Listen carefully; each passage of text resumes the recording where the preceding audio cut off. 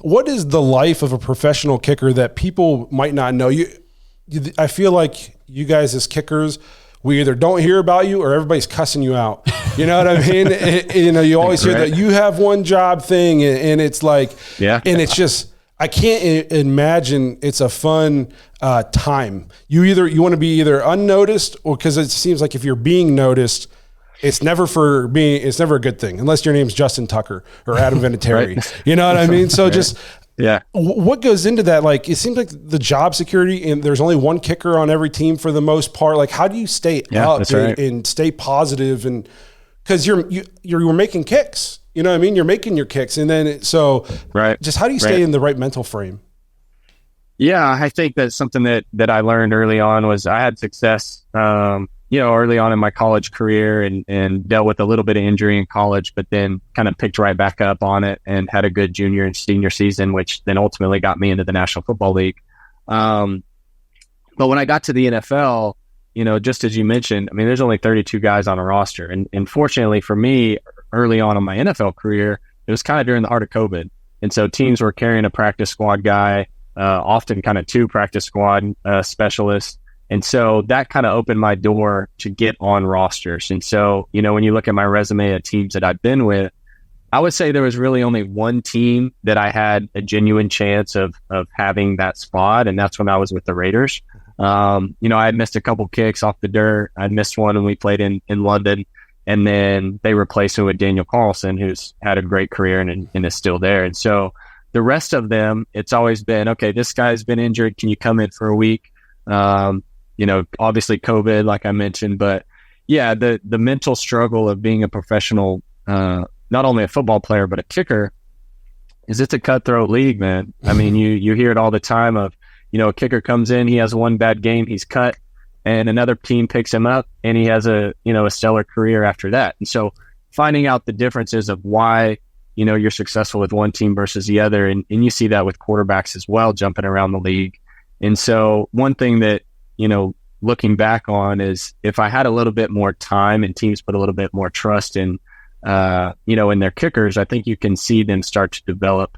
Again, Cade York example, I think AB made a good move by bringing him back because he's a solid kicker, and, I was watching your show early on, you talked about kicking in the elements. I mean, at what point do you expect to have a 90% kicker when he's kicking in Cleveland? A Phil Dawson comes around once in a lifetime, the Adam Vinatieri's. But when you look at success across the National Football League, they tend to be indoor kickers, unless you get an outlier like Justin Tucker. And so I think you have to figure out where you're good at, and are you a good indoor kicker, or are you a good outdoor kicker? And I think teams have struggled sometimes finding that.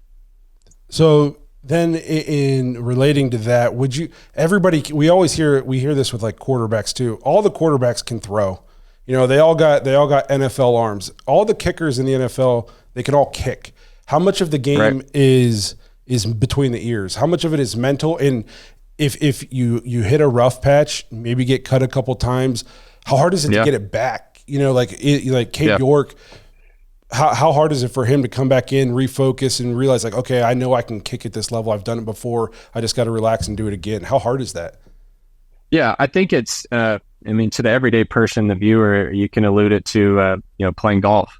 It's absolutely between the ears. I was watching a Full Swing episode just the other day, and you see guys that, might make the cut or might not. And then the next week they're winning the tournament. So what's the difference between that, being successful and not being successful? And so it's hard, man. I mean, whenever I was jumping in between teams, when I was, like I said, with Phil Dawson back and forth with Arizona, I think, 3 or 4 times, is you go from having this NFL experience of being with the team nutritionist and being with strength and conditioning. You're at all these world-class facilities. And then the next day you're cut, and I'm back at home working, my restaurant and serving tacos out the window to customers. And so I think it's tough, man. And you have to be mentally tough to handle that, especially if for some reason you happen to miss a crucial kick. You just got to rebound and know that, hey, I deserve to be here. So you brought up that Browns Raiders game, the OT game. I wanted to ask you about that because that's kind of, for Browns fans, we don't like to talk about the win part for the Raiders. We talk about, man, that was Nick Chubb's kind of coming out party. He had like 3 carries for 120 yards. That's right. But like, I wanted to ask you, like, what's that moment like? You're trying to stay on a roster. You're going out in an OT game, game winning situation. Like, are you ice cold? Are you absolutely a nervous wreck? Like, what's that moment like? Whenever I was in college, we played Auburn and they brought me in as ESPN College Game Day, big game in college. And I wasn't the starting kicker at the time. And they brought me in, I think third or fourth quarter. And I had hyped it up so much. My friends and family are watching. It's College Game Day, Kirk Herbstreit. And that I can genuinely say, like, I have never been nervous for a game since. And so I kind of took that, experience and learned from it and was like, hey, like, let's just go out and do our job and be confident at it and know that we're going to put the ball between the uprights and don't think about the consequences of missing. Don't think about, the situation you're in. And ever since then, like I said, I haven't really been nervous. I've been a little anxious and excited to play in big games, but never, what if I miss kind of deal. And so whenever that was my first NFL game was Cleveland versus Oakland. They brought me in. Mike Nugent went on IR, and I asked Mike. I said, "Hey, like, what's the key to kicking off the dirt in Oakland? Like, what do I need to do?" And he said, "Well, first of all, you need to go out there and kick on it." And so we did. We made a special trip.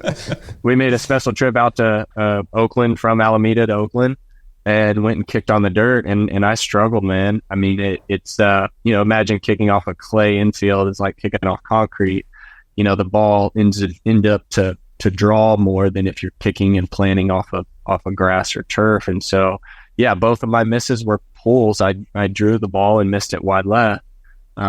Thankfully, I got a few chances and got to come back and hit a game winner in overtime. But such a cool experience, for me as a kid, coming from Central Texas, being 5'9", 160 pounds, I would have never thought that I'd play in the National Football League. And so to come in as my first game and have a game winner was pretty neat. I can't even imagine the experience. A cool name you just threw out, Mike Nugent. For a lot of us Browns fans, I don't have, I'll admittedly say this, I don't have like a ton of favorite kickers. But Mike Nugent he's like up there in the upper echelon of some of my favorite Buckeyes players. So to hear you just like casually throw out Mike Nugent, I'm very jealous. Yeah, that was back in 2018, and so it's been a couple of years since then. But the good thing with my profession is if you can do it long enough and do it successfully, you'll have a good career. And so that's, for me, that's why I haven't kind of hung it up yet, is because I continue, and we can lead into the UFL if you want to after this. But sure, that's why I continue to do what I do, is because I'm still competitive at it. Whenever I get to the point to where I'm being beat out at competitions or camps, or then it might be time to say, okay, I can't do this anymore. But Phil Dawson kicked, I think, deep into his 30s, and had a good career. So it's definitely possible. Yeah, and I mean, like, in terms of kickers, you're still very young, right? I mean, you're not even 30, are you? Right. Yeah. 29. Yeah. So you've definitely got plenty of years ahead. Whenever I was with Baltimore in minicamp, this kind of changed my perspective completely of how to kick a football and how frequently is, I had been with these NFL veterans, like I mentioned, Mike Nugent, Phil Dawson, Chris Boswell. I spent time with him in Pittsburgh, Jake Elliott in Philly, and I got to watch them and how they, went through their warm up and their entire routine. And this last season, when I was in Baltimore with Justin Tucker, he's just a different animal. I mean, he probably kicks, 60 to 70 balls a day, when the average kicker might hit, 30, 40, 50 balls. And, Sam Cook, who's one of the assistant special teams coaches now, who was the holder for Tucker, we were backing up in pre-practice and minicamp, and I think I got back to like 64, 65, a slight breeze. And Tucker just keeps going. And I remember looking over my shoulder like, when is this dude going to stop? And so I asked Sam, and I said, Sam, is this normal, or is he showing off? Like, is he, showing off in front of the new kid that came in? And Sam was like, no, this is normal. Watch him.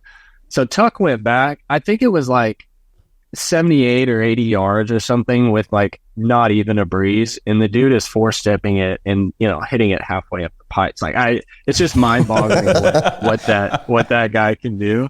So yeah, when you try to compare another kicker to Justin Tucker, it's just not possible. Don't even try. Yeah, we're obviously not Ravens fans, but I don't think there's any. I think he's going to go down as the best ever if he's not already considered that. I mean, Vinatieri's got the big kicks, but Justin Tucker, like you got to see it firsthand. He's a freak. Yeah. If he can stay healthy, that's the thing is, when you put that much strain and stress on your body, but then again, he's in perfect shape. So yeah, I would imagine he's going to have a very long career doing what he does.